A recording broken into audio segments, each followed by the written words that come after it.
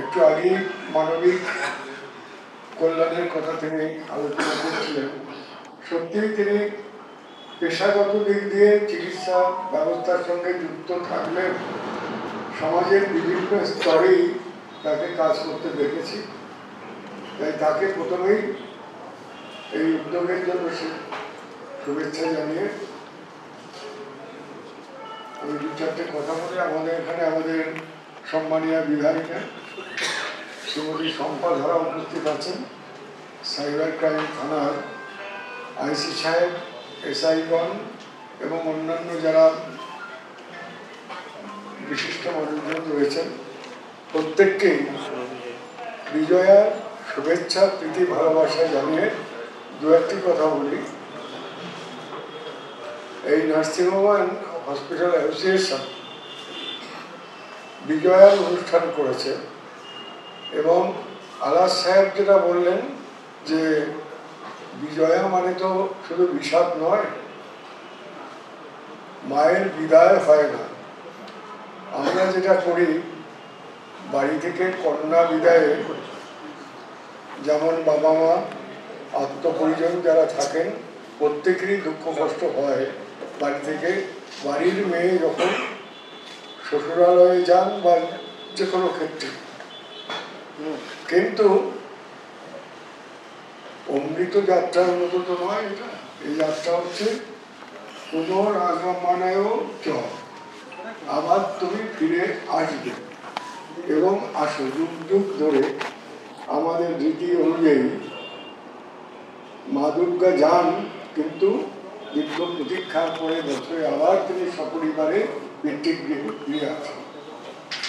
কাজেই চোখের জল, আমরা ইংরেজিতে বলি স্মাইলিং টিয়ার্স, হাসি থাকে, আনন্দ থাকে যে চোখের জলের মধ্যে। এই মায়ের বিদায়টা হচ্ছে কন্যা বিদায়ের মতো, যেন বারবার তিনি আমাদের মধ্যে ফিরে আসেন। প্রতি বছর উভয় বাস্তবে দর্শক ধারিণী, দুর্গতি নাশিনী, বিপদ নাশিনী মা দুর্গা বলা হয় দান করার জন্য। মনুষ্যকুলে প্রত্যেক বাঙালি পৃথিবীর যে প্রান্তেই থাকুন না কেন, এসেছে শরৎ হিমের পরশ লেগে চাও।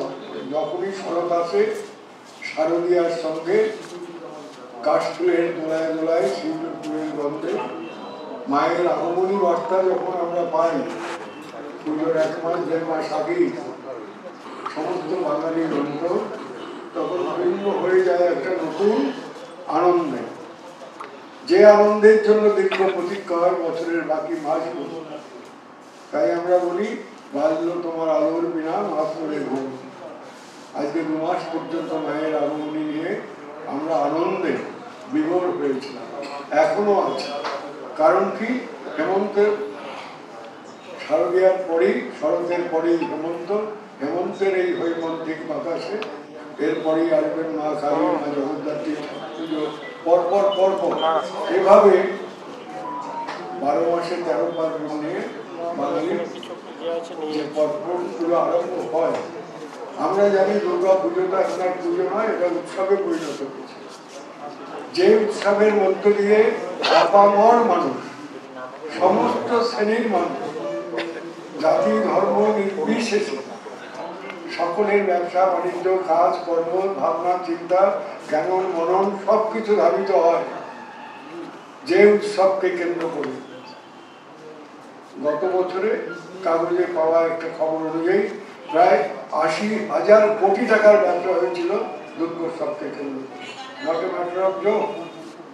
এত বড় একটা উৎসব যেখানে সবাই যুক্ত হয়ে যায়, কেউ না কেউ যে কোনো কাজে যুক্ত হয়।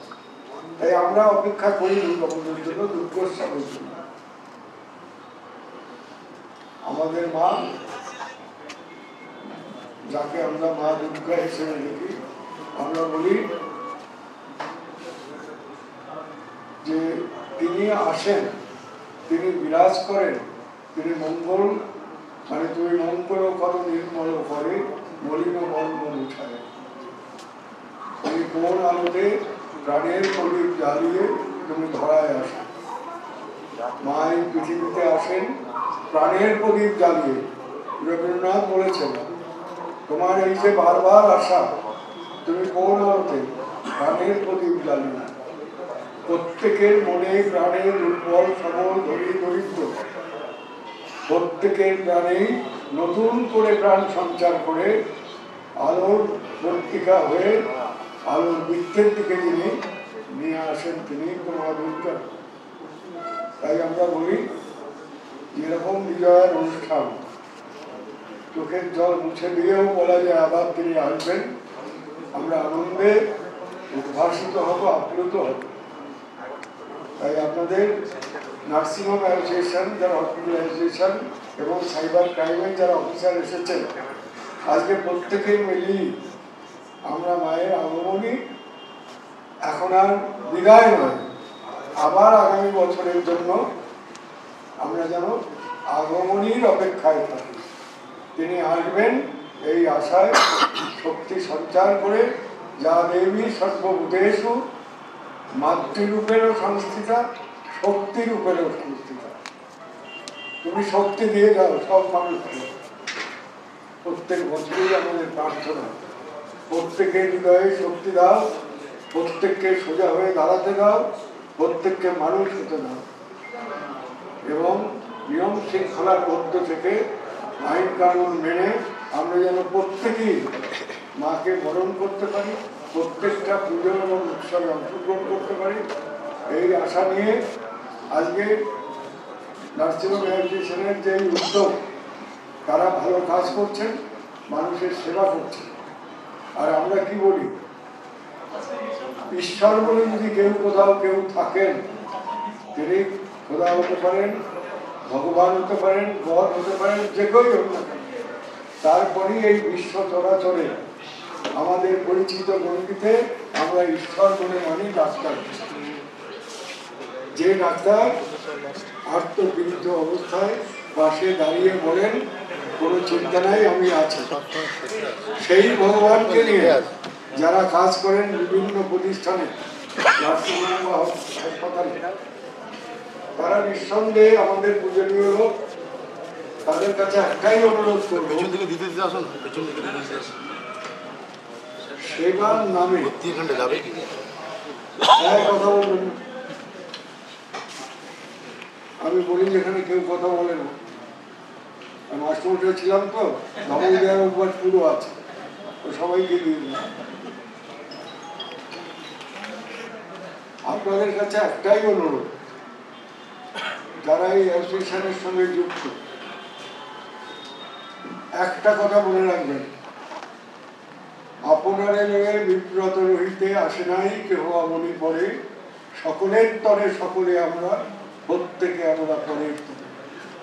একটু যেন মানব সেবার বোধ, যখন আত্মপীড়িত দরিদ্র মানুষেরা একটু বাঁচার আশা নিয়ে, একটু সুচিকিৎসার আশা নিয়ে আপনাদের কাছে এসে পৌঁছায়, অন্তত যেন মানুষের সেবা করছে এরকম একটু বোধও যেন আপনাদের মধ্যে বিরাজ করে।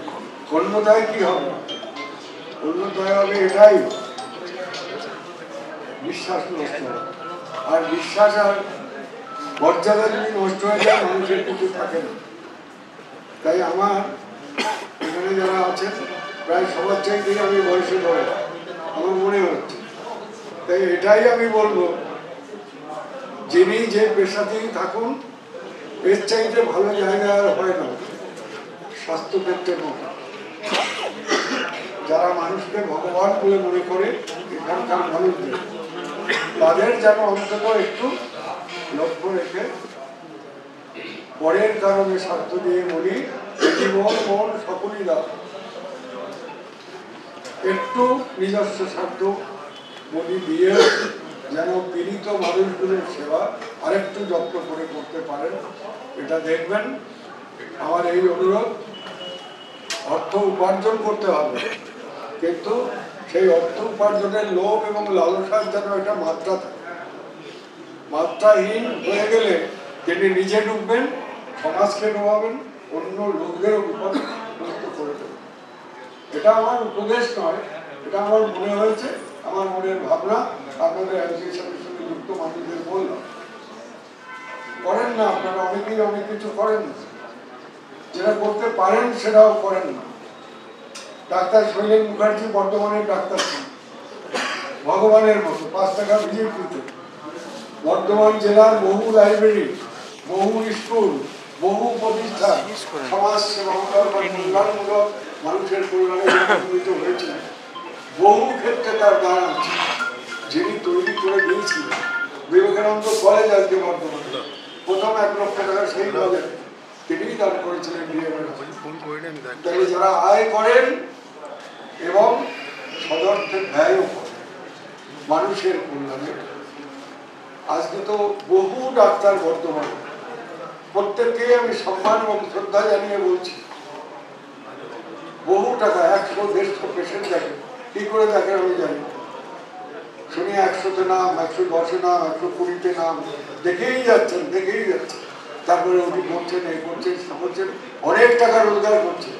কিন্তু কই আর একটা শৈলেন মুখার্জি তো বর্তমানে দেখছি না, যে যিনি সন্ধ্যাবেলা বলতেন আজকে 200 টাকা আয় করেছি, যা এই 200 টাকা দিয়ে স্কুলের এই কাজটা কর বা লাইব্রেরির এই কাজটা কর।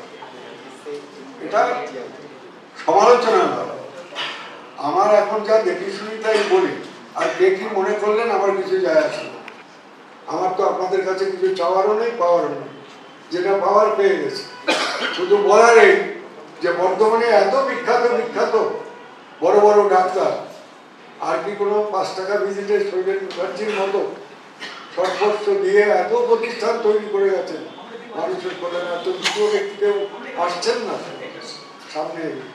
তা আপনারা আপনাদের অ্যাসোসিয়েশনকে শক্ত করুন, পোক্ত করুন, মানব কল্যাণে কাজ করুন, মানুষকে সেবা দিন, আবার রোজগারও করুন, ভালোও থাকুন। তো ভালো থাকতে গিয়ে অন্যের গলা কেটে দেবেন, এটা একটু দেখুন। আমার ভালো হলো আর আপনাকে শেষ করে দিলাম, এটা না করে। সবাই ভালো থাকবেন। বিজয়ের পরে আর তো কোনো দুঃখের কিছু নাই। মা আবার আসবেন আগামী বছর। আগমনী বার্তা, আগমনী সুর আকাশে বাতাসে ধ্বনিত হবে, সমস্ত মানুষের অন্তরে আবার আগমনীর সুর আসবে। সেদিন আমি থাকবো কি থাকবো না জানি না, আপনারা সকলে থাকবেন, ভালো থাকবেন এবং যেন সবাইকে নিয়ে সকলের মঙ্গল কামনা করে প্রথমেই যে কথাটা বলেছিলাম, তুমি মঙ্গল করো নির্মল করে মলিন বর্ণ অনুসারে। আমাদের যা কিছু গণ্য, যা কিছু মালিন্য, সব কিছু মুছিয়ে দিয়ে মা তুমি আমাদের শুদ্ধ জীবন দাও, যেখানে থাকবে শুধু আনন্দ। তাই তোমার আনন্দ আমার পর কবিতায় এসে চলেছে। আমি রইলে ত্রিভুবনেশ্বর, তোমার প্রেম হতে নিচ্ছে। প্রেম, আনন্দ, ভালোবাসা, এই তো জীবন। আর কটা দিন, এইটুকু পেতে গেলে নিজের কর্তব্যে অবিচল থাকতে হবে। সবাই ভালো থাকবেন, নমস্কার।